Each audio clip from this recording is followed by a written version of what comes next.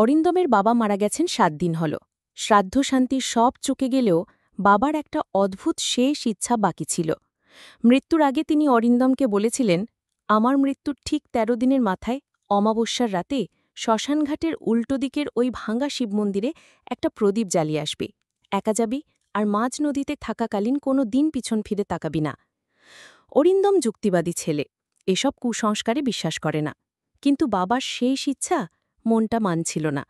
তাই অনিচ্ছা সত্ত্বেও সে আজ বেরিয়ে পড়েছে। রাত প্রায় ১২টা, নিকষ কালো অমাবস্যার রাত। চারদিক এমন ঘন অন্ধকারে ঢাকা যে নিজের হাতটাও দেখা যায় না। বাইকের হেডলাইটের আলো পথটাকে চিরে এগিয়ে চলেছে। শহর ছাড়িয়ে গ্রামের কাঁচা রাস্তায় বাইক নামতেই গা ছমছম করে উঠল। দুপাশে বিশাল বিশাল গাছপালা, ঝিঁঝি পোকার একটানা শব্দ, আর মাঝে মাঝে নিশাচর পাখির ডানা ঝাপটানোর আওয়াজ। সব মিললে পরিবেশটা কেমন ভুতুড়ে। দূরে কোথাও শেয়ারের পাল ডেকে উঠল। অরিন্দমের বুকের ভেতরটা ধক করে উঠল।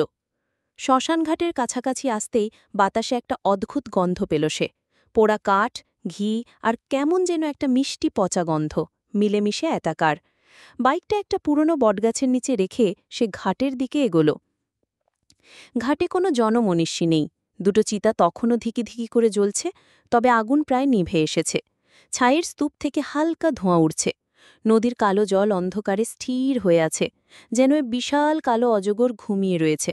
অরিন্দমের দরকার নদী পার হওয়া, কিন্তু এই মাঝরাতে মাঝি কোথায় পাবে সে? হঠাৎ তার চোখ গেল ঘাটের এক কোণায়। একটা ডিঙি নৌকা বাঁধা, আর তার ওপর চাদর মুড়ি দিয়ে একজন লোক বসে আছে। লোকটা যেন অন্ধকারেরই একটা অংশ। অরিন্দম এগিয়ে গিয়ে ডাকল, মাঝি, ও মাঝি, পার করে দেবে? লোকটা কোনো উত্তর দিল না, শুধু মাথাটা সামান্য নাড়ল, যার অর্থ হ্যাঁ। অরিন্দম লোকটার চেহারা দেখার চেষ্টা করল, কিন্তু অন্ধকারে মুখটা প্রায় বোঝাই যাচ্ছিল না। শুধু বোঝা যাচ্ছিল লোকটা অসম্ভব রোগা আর লম্বা।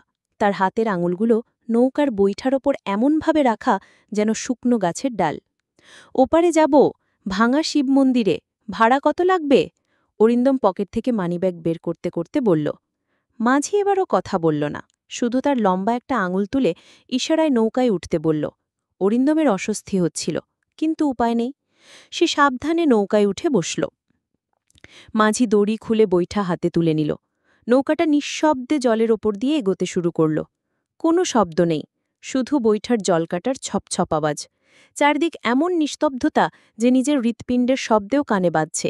নদীর মাঝখানে আসতেই বাতাসটা হঠাৎ ঠান্ডা হয়ে গেল। কনকনে ঠান্ডা একটা হাওয়া অরিন্দমের শীতগাড়া দিয়ে বয়ে গেল। তার মনে হল জলের ভিতর থেকে কারা যেন ফিসফিস করে কথা বলছে, অস্ফুট কান্না ভেজা সব স্বর। সে চমকে জলের দিকে তাকাল। কালো জলের গভীরে যেন আবছা আবছা ছায়ামূর্তি নড়াচড়া করছে। মনে হচ্ছে শয়ে শয়ে মানুষ জলের নিচে থেকে তার দিকে হাত বাড়াচ্ছে। ভয়ে অরিন্দমের গলা শুকিয়ে কাঠ হয়ে গেল। সে চোখ বন্ধ করে ফেলল। বাবার কথাটা মনে পড়ল, পিছন ফিরে তাকাবি না। কিন্তু শুধু পিছন কেন, তার তো এখন চারদিকে তাকাতেই ভয় করছে। হঠাৎ মাঝি বৈঠা চালানো থামিয়ে দিল। নৌকাটা মাঝ নদীতে দুলছে। অরিন্দম কাঁপা কাঁপা গলায় জিজ্ঞেস করল, কি হল? থামলে কেন?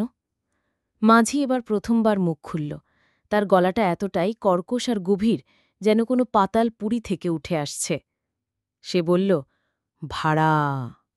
অরিন্দম অবাক হয়ে বলল, ভাড়া তো দেবই, ওপারে পৌঁছে দিন। মাঝি মাথা নাড়ল। ভাড়া এখন লাগবে। কত? টাকা নয়, মাঝি বলল। এই নদীর ভাড়া টাকায় হয় না, তোমার সবচেয়ে প্রিয় কোনো জিনিস দিতে হবে। অরিন্দমের বুকটা ধড়াস করে উঠল। এ কেমন ভাড়া? সে ইতস্তত করে বলল, আমার কাছে তো বাবার দেওয়া একটা ঘড়ি আছে, এটাই আমার সবচেয়ে প্রিয়। মাঝি হাত বাড়াল। তার হাতটা অন্ধকারেও অস্বাভাবিক সাদা আর লম্বা দেখাচ্ছিল। অরিন্দম কাঁপা কাঁপা হাতে ঘড়িটা খুলে মাঝির হাতে দিল। মাঝি সেটা হাতে নিয়ে মুঠোর ভিতর বন্ধ করতেই ঘড়িটা যেন মিলিয়ে গেল। আবার নৌকা চলতে শুরু করল, কিন্তু এবার পরিবেশটা আরও ভয়ঙ্কর হয়ে উঠল। অরিন্দমের মনে হল জলের নিচের ফিসফিসানি আরও বেড়েছে। কারা যেন তার নাম ধরে ডাকছে, একটা কান্নার রোল উঠছে জলের ভিতর থেকে। হঠাৎ একটা পরিচিত স্বর শুনে অরিন্দম চমকে উঠল। তার বাবার গলা, ঠিক যেন পাশ থেকে কেউ ডাকছে, হরু, ফিরে আয় বাবা, এদিকে আয়। অরিন্দম জানে এটা বিভ্রম। সে চোখ কান বন্ধ করে শক্ত হয়ে বসে রইল। কিন্তু ডাকটা থামছে না। বারবার তার বাবার আকুল আরতি ভেসে আসছে। হরু, আমার কষ্ট হচ্ছে রে, একবার ফিরে তাকা। অরিন্দামের ভেতরটা দুমড়ে মুচড়ে যাচ্ছিল। বাবার জন্য তার মন কাঁদছিল। সে আর পারল না। সব ভুলে, বাবার শেষ আদেশ অমান্য করে সে পিছনে ফিরে তাকাল। কিন্তু পিছনে কিছুই ছিল না। যে ঘাট থেকে সে উঠেছিল সে ঘাট অদৃশ্য, শুধু অনন্ত কালো জল আর কুয়াশা।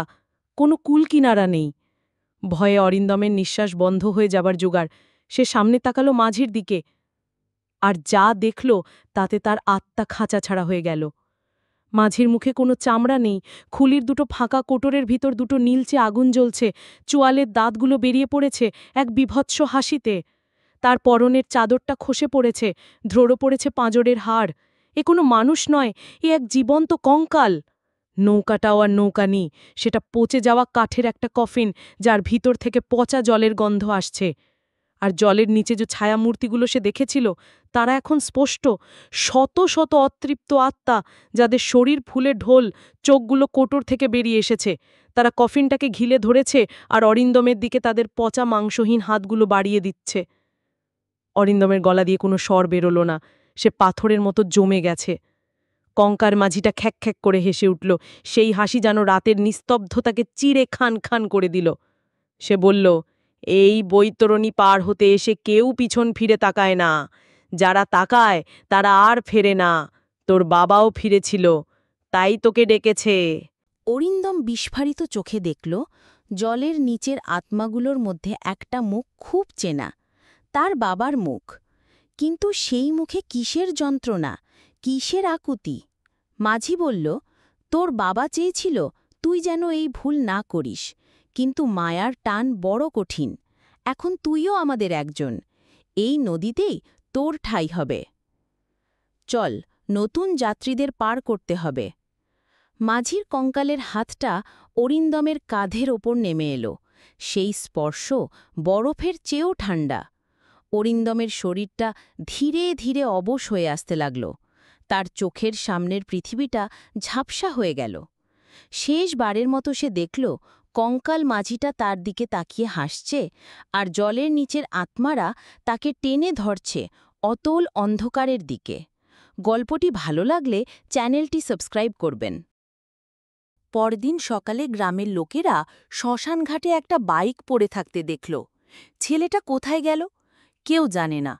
পুলিশ এসে অনেক খোঁজাখুঁজি করল, কিন্তু অনিন্দমের কোনো চিহ্ন পাওয়া গেল না। শুধু মাঝে মাঝে অমাবস্যার রাতে যখন শ্মশানঘাট জনশূন্য হয়ে যায়, তখন শোনা যায় নদীর মাঝখান থেকে একটা আর্তনাদ ভেসে আসে, আর ঘাটের কোণায় এক লম্বা ছায়ামূর্তি নৌকা নিয়ে অপেক্ষা করে নতুন কোনো যাত্রীর জন্য।